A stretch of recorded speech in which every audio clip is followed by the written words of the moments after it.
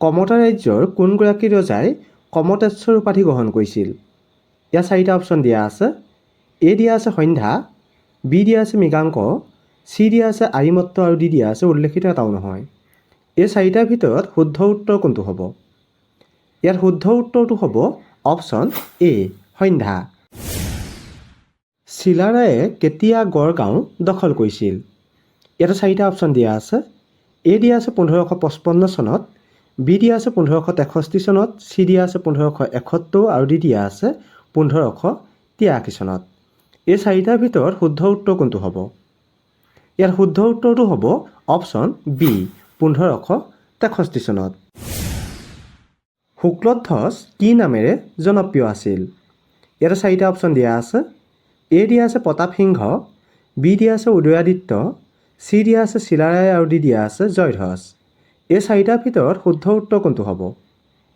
ইয়াত শুদ্ধ উত্তৰটো হ'ব অপশ্যন চি চিলাৰায়। সতী সাধনীৰ দেউতাকৰ নাম কি আছিল? ইয়াতে 4টা অপশ্যন দিয়া আছে। এ দিয়া আছে বিশ্বসিংহ, বি দিয়া আছে ৰঘুদেৱ, চি দিয়া আছে নৰনাৰায়ণ আৰু ডি দিয়া আছে ধীৰ নাৰায়ণ। এই 4টা অপশ্যনৰ ভিতৰত শুদ্ধ উত্তৰ কোনটো হ'ব? ইয়াত শুদ্ধ উত্তৰটো হ'ব অপশ্যন ডি ধীৰ নাৰায়ণ। হাজোত হয়গ্ৰীৱ মাধৱ মন্দিৰ কোনে নিৰ্মাণ কৰিছিল? ইয়াতে 4টা অপশ্যন দিয়া আছে। এ দিয়া আছে বিশ্বসিংহ, বি দিয়া আছে ৰঘুদেৱ, চি দিয়া আছে নৰনাৰায়ণ, ডি দিয়া আছে লক্ষ্মীনাৰায়ণ। এই 4টা অপশ্যনৰ ভিতৰত শুদ্ধ উত্তৰ কোনটো হ'ব? ইয়াতে শুদ্ধ উত্তৰটো হ'ব অপশ্যন বি ৰঘুদেৱ। শংকৰদেৱৰ আইতাকৰ নাম কি আছিল? ইয়াতে 4টা অপশ্যন দিয়া আছে। এ দিয়া আছে খেৰসূতী, বি দিয়া আছে সত্যসন্ধ্যা, চি দিয়া আছে সাধনী আৰু ডি দিয়া আছে ভানুমতী। এই 4টা অপশ্যনৰ ভিতৰত শুদ্ধ উত্তৰ কোনটো হ'ব? ইয়াতে শুদ্ধ উত্তৰটো হ'ব অপশ্যন এ খেৰসূতী। দৰং ৰাজবংশাৱলী কোনে ৰচনা কৰিছিল? ইয়াতে 4টা অপশ্যন দিয়া আছে।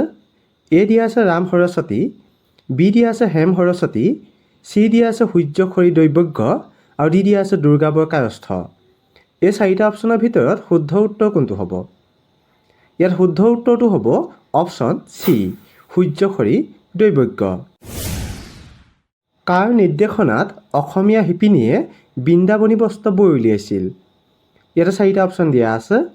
এ দিয়া আছে মহেন্দ্ৰ কন্দলী, বি দিয়া আছে শংকৰদেৱ, চি দিয়া আছে মাধৱ কন্দলী আৰু ডি দিয়া আছে মাধৱদেৱ। এই 4টা অপশ্যনৰ ভিতৰত শুদ্ধ উত্তৰ কোনটো হ'ব? ইয়াত শুদ্ধ উত্তৰটো হ'ব অপশ্যন বি শংকৰদেৱ।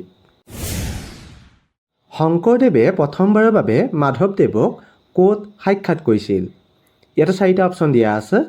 এ দিয়া আছে পাটবাউসী, বি দিয়া আছে বৰদোৱা, চি দিয়া আছে ধোৱাহাট আৰু ডি দিয়া আছে উল্লেখিত এটাও নহয়। এই 4টাৰ ভিতৰত শুদ্ধ উত্তৰ কোনটো হ'ব? ইয়াত শুদ্ধ উত্তৰটো হ'ব অপশ্যন চি ধোৱাহাট। জোঙাল বলহু কাৰ পুত্ৰ আছিল? ইয়াতে 4টা অপশ্যন দিয়া আছে। এ দিয়া আছে আৰিমত্তৰ, বি দিয়া আছে নৰকাসুৰৰ, চি দিয়া আছে নৰনাৰায়ণৰ আৰু ডি দিয়া আছে বানাসুৰৰ। এই 4টা অপশ্যনৰ ভিতৰত শুদ্ধ উত্তৰ কোনটো হ'ব? ইয়াতে শুদ্ধ উত্তৰটো হ'ব অপশ্যন এ আৰিমত্তৰ। মহাপুৰুষ শ্ৰীমন্ত শংকৰদেৱৰ কিমান চনত মৃত্যু হৈছিল? ইয়াতে 4টা অপশ্যন দিয়া আছে। এ দিয়া আছে 1449 চনত, বি দিয়া আছে 1532 চনত, চি দিয়া আছে 1568 চনত আৰু ডি দিয়া আছে 1572 চনত। এই 4টাৰ ভিতৰত শুদ্ধ উত্তৰ কোনটো হ'ব আপোনালোকে কমেণ্ট কৰি জনাব।